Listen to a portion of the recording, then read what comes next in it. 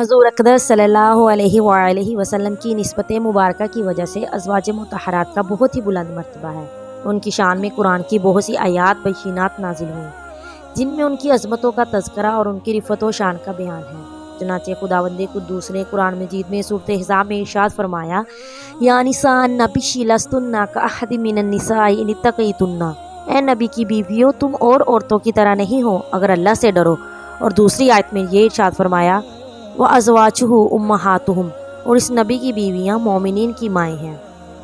ازواج مطہرات کی تعداد اور ان کی نکاحوں کی ترتیب کے بارے میں مورخین کا قدر اختلاف ہے،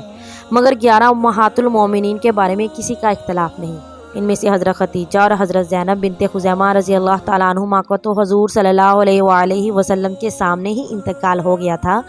مگر 9 بیویاں حضور صلی اللہ علیہ وآلہ وسلم کی وفات کے وقت موجود تھیں۔ ان 11 امت کی ماؤں میں سے 6 خاندان قریش کے اونچے گھرانوں کی چشم و چراغ تھیں، جن کے اسماء مبارکہ یہ ہیں: خدیجہ بنت خویلد، عائشہ بنت ابوبکر، حفصہ بنت عمر فاروق، ام حبیبہ بنت ابو سفیان، ام سلمہ بنت ابو امیہ، سودہ بنت زمع۔ اور 4 ازواج مطہرات خاندان قریش سے نہیں بلکہ عرب کے دوسرے قبائل سے تعلق رکھتی تھیں۔ وہ یہ ہیں: زینب بنت حجش، میمونہ بنت حارث، زینب بنت خزیمہ، ام المساکین، جویریہ بنت حارث، اور ایک بیوی یعنی صفیہ۔ یہ عربی النسل نہیں تھی بلکہ خاندان بنی اسرائیل کے ایک شریف النسب رئیس زادی تھی۔ اس بات میں کسی مورخ کا اختلاف نہیں ہے کہ سب سے پہلے حضور صلی اللہ علیہ وآلہ وسلم نے حضرت خدیجہ رضی اللہ تعالیٰ عنہا سے نکاح فرمایا، اور جب تک وہ زندہ رہیں آپ نے کسی دوسری عورت سے نکاح نہیں فرمایا۔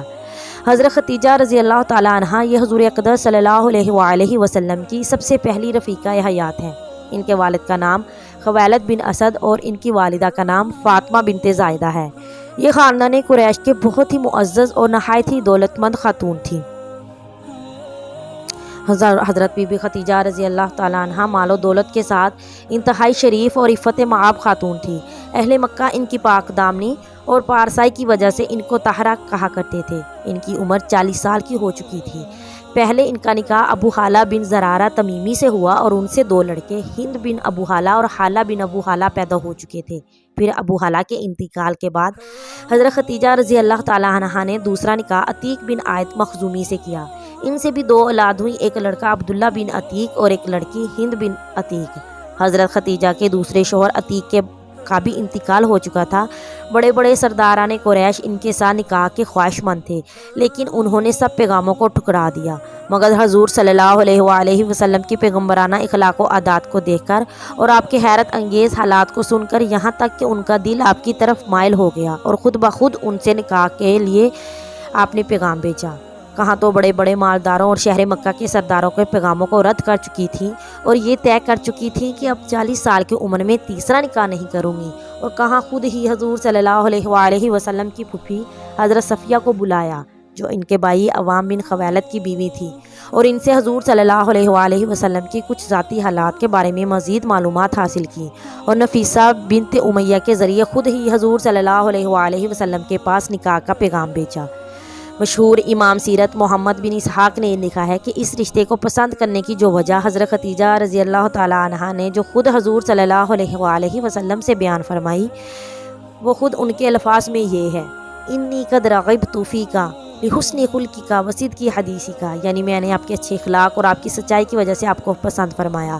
حضور صلی اللہ علیہ وآلہ وسلم نے اس رشتے کو اپنے چچا ابو طالب اور خاندان کے دوسرے بڑے بوڑھوں کے سامنے پیش فرمایا، بلا حضرت خدیجہ جیسی پاک دامن شریف عقل مند مالدار عورت سے شادی کرنے کو کون نہ کہتا۔ سارے خاندان والوں نے نہایت خوشی کے ساتھ اس رشتے کو منظور کر لیا اور نکاح کی تاریخ مقرر ہوئی۔ حضور صلی اللہ علیہ وآلہ وسلم حضرت حمزہ رضی اللہ تعالیٰ عنہ اور ابو طالب وغیرہ اپنے چچاؤں اور خاندان کے دوسرے افراد اور شرفاء بنی ہاشم اور سرداران معزر کو اپنے بارات میں لے کر حضرت بی بی خدیجہ رضی اللہ تعالیٰ عنہا کے مکان پر تشریف لے گئے اور نکاح ہوا۔ رسول اللہ صلی اللہ علیہ وآلہ وسلم پر سب سے ایمان یہی لائی، اور ابتدائی اسلام میں جبکہ ہر طرف سے آپ کی مخالفت کا طوفان اٹھ رہا تھا، ایسے کھٹن وقت میں صرف انہی کی ایک ذات تھی جو رسول اللہ صلی اللہ علیہ وآلہ وسلم کی مونس حیات بن کر تسکین خاطر کا باعث تھی۔ انہوں نے اتنے خوفناک اور خطرناک اوقات میں جس استقلال اور استقامت کے ساتھ خطرات و مصائب کا مقابلہ کیا،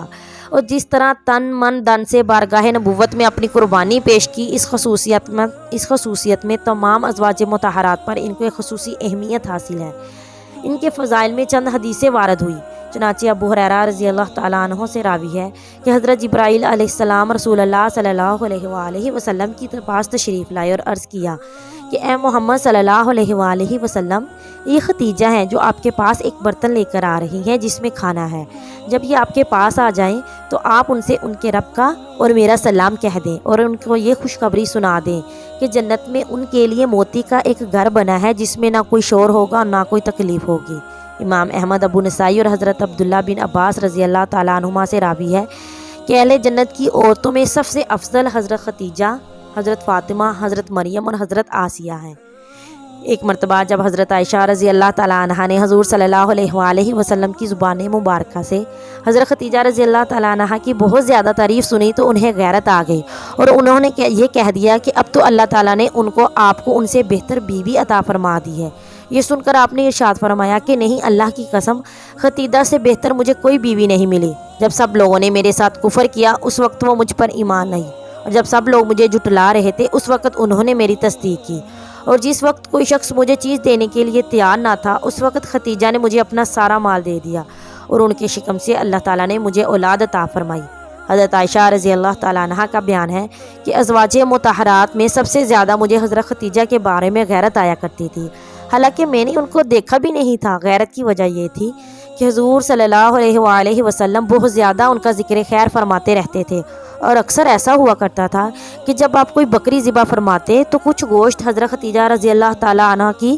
سہیلیوں کو گھر میں ضرور بیچ دیا کرتے تھے۔ اس سے میں چڑ جایا کرتی تھی اور کبھی کبھی یہ کہہ دیا کرتی تھی کہ دنیا میں بس ایک خدیجہ ہی تو ہے جو آپ کی بیوی تھی۔ میرا یہ جملہ سن کر آپ فرمایا کرتے تھے کہ ہاں ہاں بے شک وہ تھی، اور ان کے شکم سے تو اللہ تعالیٰ نے مجھے اولاد عطا فرمائی۔ امام طبرانی نے حضرت عائشہ رضی اللہ تعالیٰ عنہ سے ایک حدیث نقل کی ہے کہ حضور صلی اللہ علیہ وآلہ وسلم نے حضرت خدیجہ رضی اللہ تعالیٰ عنہ کو دنیا میں جنت کا انگور کھلایا۔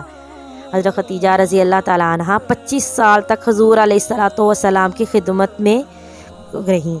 ہجرت سے 3 برس قبل 65 برس کی عمر پا کر ماہ رمضان میں مکہ معظمہ کے اندر انہوں نے وفات پائی۔ حضور اقدس صلی اللہ علیہ وآلہ وسلم نے مکہ مکرمہ کے مشہور قبرستان جنت المعلیٰ میں خود بنفس نفیس ان کی قبر میں اتر کر اپنے مقدس ہاتھوں سے ان کو سپرد خاک فرمایا۔ چونکہ اس وقت نماز جنازہ کا حکم نازل نہیں ہوا تھا، اس لیے آپ نے ان کی نماز جنازہ نہیں پڑھائی۔